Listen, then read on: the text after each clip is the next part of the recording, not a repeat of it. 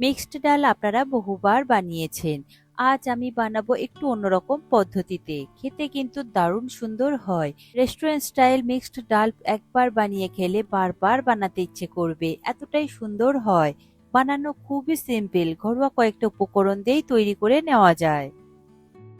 নমস্কার বন্ধুরা, কিচেন টেকনিকে আপনাদের সবাইকে স্বাগত। আমি মধুমিতা। আজ নিয়ে এসেছি একটা দারুণ স্বাদের রেসিপি। চলুন দেখে নেওয়া যাক।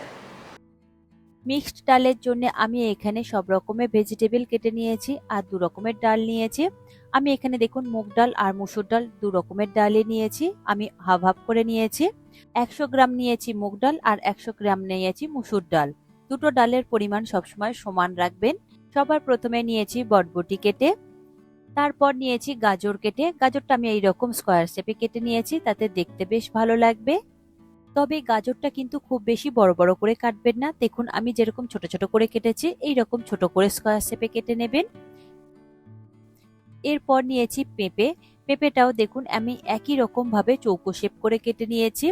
দেখুন সমস্ত ভেজিটেবল কিন্তু আমি এখানে চৌকো শেপ করেই কেটে নিয়েছি, তাতে দেখতে বেশ ভালো লাগবে। এরপর নিয়েছি আলু। আলুটাও একই রকম ভাবে দেখুন চৌকো চৌকো শেপ করে কেটে নিয়েছি। আর ঝালের জন্য নিয়েছি 3-4টে মতো কাঁচা লঙ্কা। তারপর নিয়েছি পেঁয়াজ কুচি আর নিয়েছি টমেটো কুচি। সমস্ত ভেজিটেবল আপনারা নিজেদের প্রয়োজন মতো নিয়ে নেবেন। আমি আমার প্রয়োজন মতো নিয়েছি। তবে টমেটোটা আপনারা এইরকম পাতলা করে কাটবেন।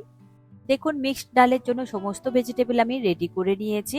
আর সমস্ত ভেজিটেবল এখানে ধুয়ে জল ঝরিয়ে রাখা রয়েছে। এরপর এগুলোকে আমি ভেজে নেব। তার জন্য একটা কড়াই নিয়েছি। কড়াইটা গরম হলে তাতে দিয়ে দেবেন 3 থেকে 4 টেবিল চামচ সাদা তেল। যেহেতু সমস্ত ভেজিটেবল একটু ভালো করে ভাজতে হবে, তাই তেলের পরিমাণটা আপনারা একটু বেশি করে দেবেন।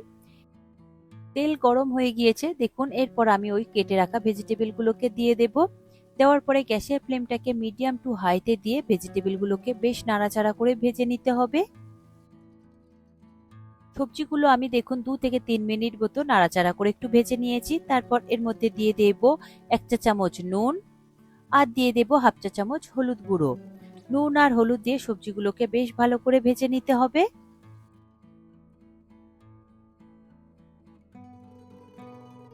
দেখুন সবজিগুলো বেশ নাড়াচাড়া করে একটু ভেজে নিয়েছি।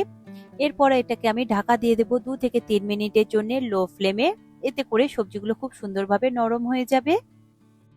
দেখুন 2 মিনিট পরে ঢাকা খুলে দেখছি, দেখুন সবজিগুলো খুব সুন্দরভাবে ভাজা ভাজা হয়ে গিয়েছে। আরো আমি একটু ভালো করে নাড়াচাড়া করে মিশিয়ে নেব।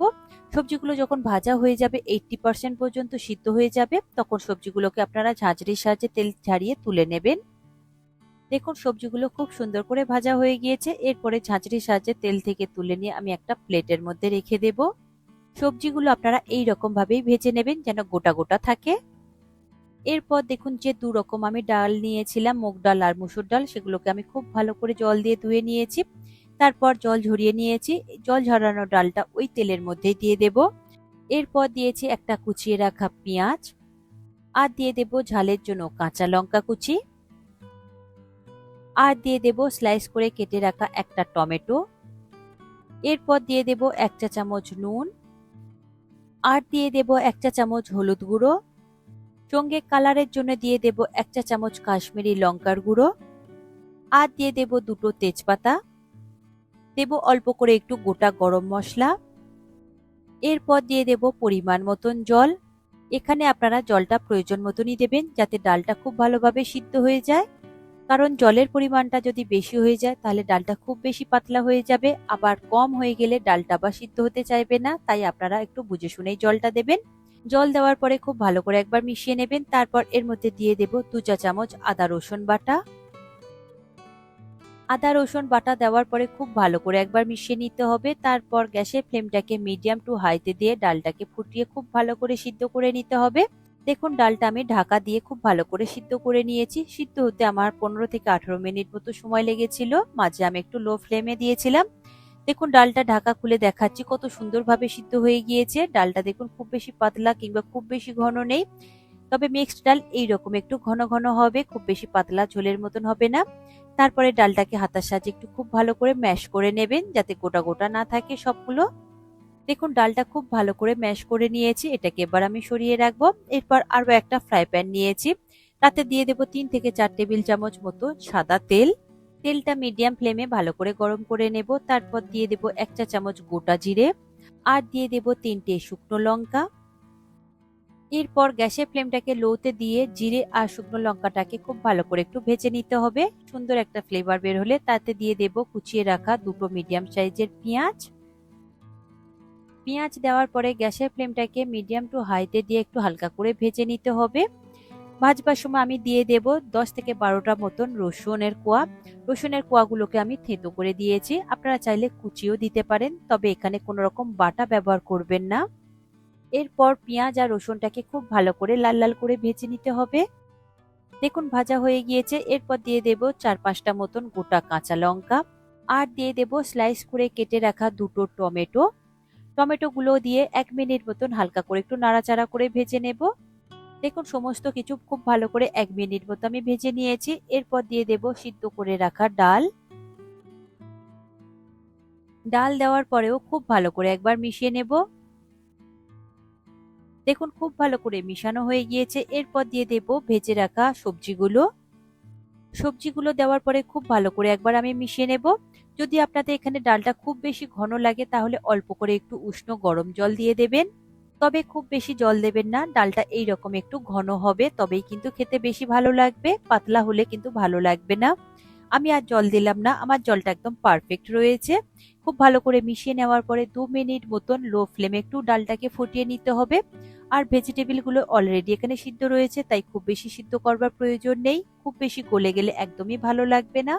দেখুন 2 মিনিট খুব ভালো করে আমি ফুটিয়ে নিয়েছি, সমস্ত কিছু একদম পারফেক্ট হয়ে গিয়েছে। গ্যাসের ফ্লেমটাকে আমি বন্ধ করে দিয়েছি। এটা এবার 5 মিনিট মতো আপনারা স্ট্যান্ডিং টাইমে রাখবেন, তারপর পরিবেশন করে নেবেন।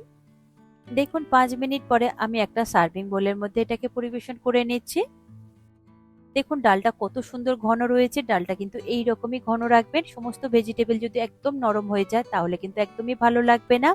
আর দেখুন টমেটো গুলো কত সুন্দর গোটা গোটা রয়েছে, এই রকমই আপনারা ভেজিটেবল গুলো রাখবেন আর ডালটা এই রকমই ঘন রাখবেন।